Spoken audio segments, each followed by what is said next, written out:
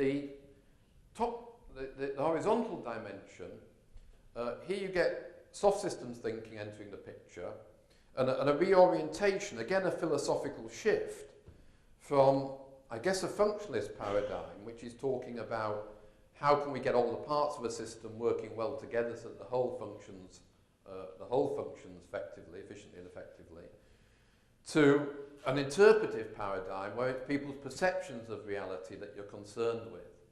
So how is it that they understand the world?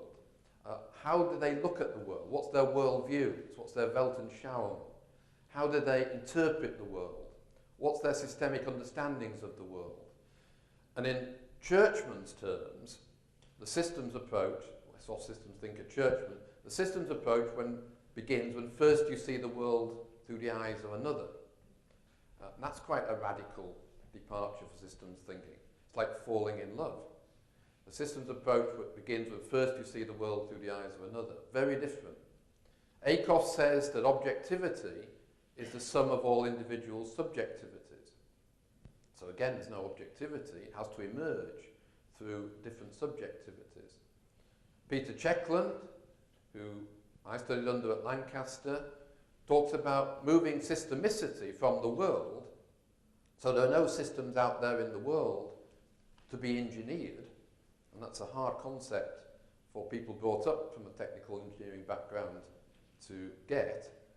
Moving systemicity from the world to the process of inquiring into the world and building a learning system whereby you gradually interrogate and make explicit different perceptions of the way the system is and how it might be changed, and organise a debate around those different conceptions of the system and the way it might be changed until agreement can come about for some particular action to take place. And that's an action which is based upon the sum of all individual subjectivities. And the guarantor that you will be improving the system of concern is free participation between all those who are involved in the process, the learning process, which the methodology of soft systems thinking seeks to bring about.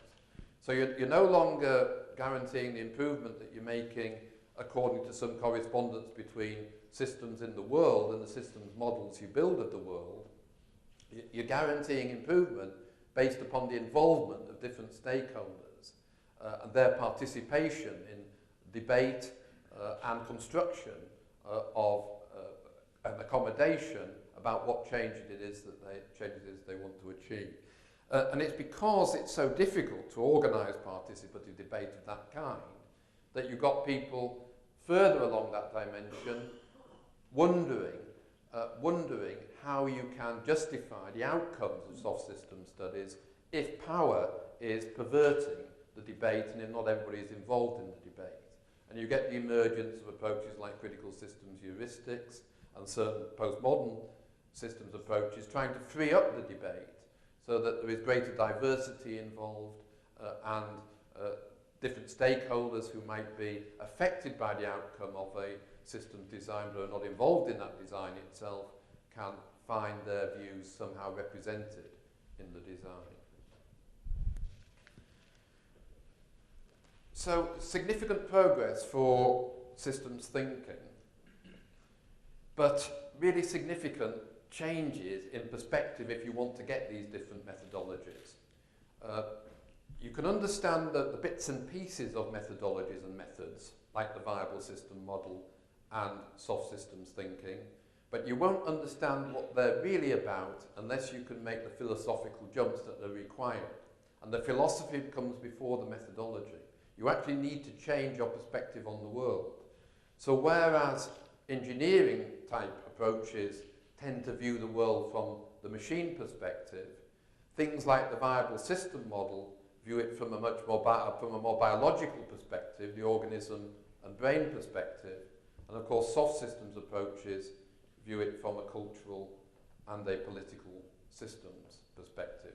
And the significance of making these different shifts of worldview cannot be underestimated, and it's very difficult for people to achieve. And it's one of the legitimate criticisms of the kind of systems thinking that I seek to push, that it's actually difficult for people to move between different metaphors, different paradigms, and feel equally at ease in them. And when I'm teaching this stuff, what I try to do is to say to people that when you emerge from this particular course, you will feel equally at home thinking of organisations, for example, as organisms with a brain and cultural and political systems, and using the methodologies appropriate to those ways of thinking as you do thinking of them as machines and using engineering type approaches. There's the prime example of the organism with a brain model, the viable system model. Captures all aspects, I believe, of the objective aspects of complexity deriving from the system itself. It's fractal in nature, so that the parts are organised according to the whole. It deals with the issue of organisations relating to their environments. It allows you to think of systems within systems in a systems engineering way, but in a much richer manner than systems engineering lends itself to, and offers you an alternative way of thinking about management and engineering projects. Soft systems methodology, an approach which accepts, if you like, the culture and the politics of problem situations and helps you learn your way to what change is possible given the constraints of the problem situation and the culture and the politics within it. Of course, changing your conceptions of what is possible throughout the learning that the methodology itself manages. And critical systems heuristics, asking questions about the boundary judgments, who's affected but not involved, and giving you the capacity to think through whether there is anybody excluded from the debate, involved in the system's design, and what might emerge from it.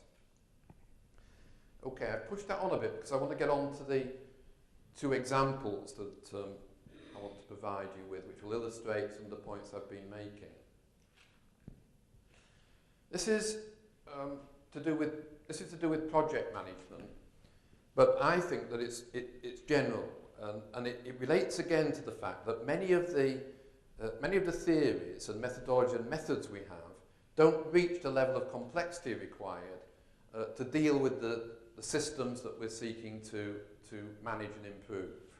And if that's true in project management, it's equally true in the development of information systems, in knowledge management, in service systems, in logistics. And the reason is that we're not dealing in those applied management disciplines with objects, we're dealing with systems and the interconnections between the parts of the systems.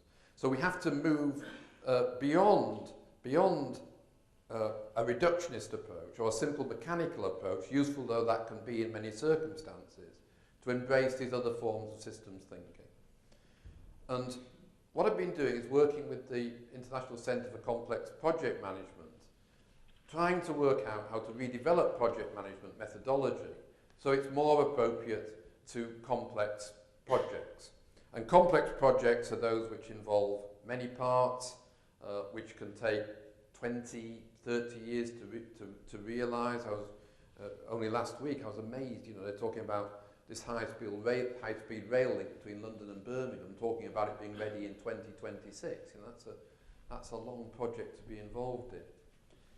If you look at project management, the theory and the tools and the methods it gives you are based upon the old type machine thinking. So there's a kind of belief that you could determine what it is you're trying to achieve through the project. That's rare enough, actually. You can see how the parts fit together to achieve the project, and you can manage those parts through something like critical path analysis so that they all come together at the same time to realise the project outcome. The problem is, as Remington and Pollock point out, that you meet all kinds of complexity. There is the technical complexity of something you don't quite know how to do, perhaps the making of a new submarine to travel a greater distance will require some new engineering technology to be got right. But also, in any large-scale complex project, you'll be affected by structural complexity, which is the many parts of the project themselves. How do you keep those in alignment? And if the parts of your Joint Strike Fighter are being sourced from 5 different continents, then this becomes even more of a difficulty. With temporal complexity, projects seem to evolve and change over time. They aren't machine-like and staying the same. They almost have a biological element to them, and they evolve over time. You need to keep track of that and to rearrange the structural elements in projects to keep on path at least towards achieving what you want to achieve. And they suffer from directional complexity. If it's a project lasting over 20 years, you can't expect that the stakeholders or those involved with the project are going to think the same about the project throughout that period. They're going to rethink what they want out of the project, and they're going to push hard to change the nature of the project so it's closer to their particular aspirations. And I'm damn sure that however well you plan a project in advance, if it's large and complex, you can never do away with the softer elements and the directional complexity, the structural complexity.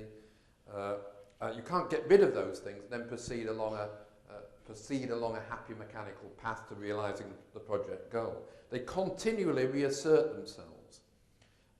Stakeholder views continually change, for example. The project evolves in ways that couldn't have been predicted.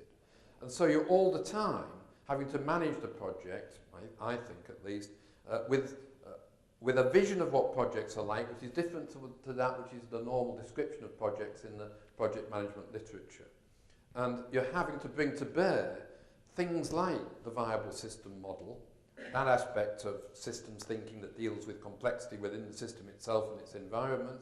You're having to bring those things to bear to understand structural and temporal complexity, and you're having to work at the same time with soft systems approaches, understanding of the culture and the politics and the way those things are changing in order to manage directional complexity.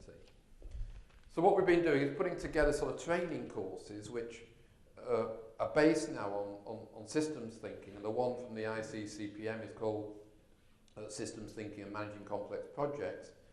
And it's trying to contribute to project management in this way.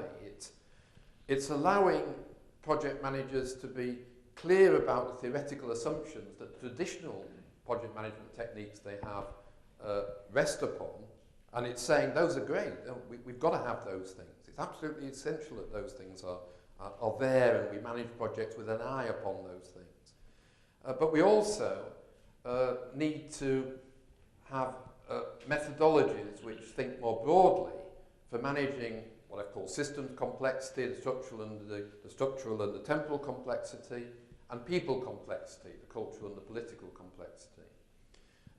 We need to identify the strengths and weaknesses of the original project management approaches and the new versions of a project management methodology that we might introduce.